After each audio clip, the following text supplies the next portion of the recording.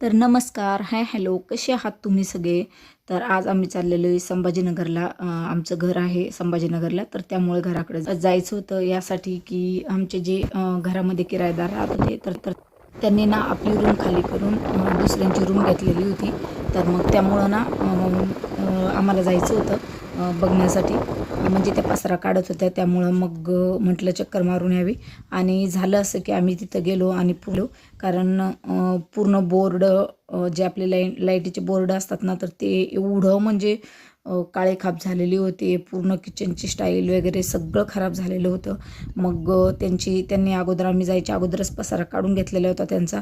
आमच्या जवळ डायरेक्ट चावी देऊन टाकली. बघितलं ना आतमध्ये जाऊन तर एवढं कसं तरी वाटायला लागलं. असं वाटलं की आपण रूम तर किरायानं उगाच दिली. कारण आम्हाला इकडे येऊन 1.5 वर्ष झालेलं आहे आणि आता अजून 6-7 महिने आम्ही इकडंच असणार आहोत. त्यामुळं आता रूम तर नाही द्यावंशी वाटत आहे, पण बघूया. आणि इतकं म्हणजे ते आवरतच बसावं लागलं आम्हाला. पूर्ण दिवस गेला. त्यानंतर मग इथं थोडंसं धरण होतं मध्ये, संभाजीनगरच्या मध्येच. तर त्या धरणावरती जायचं होतं.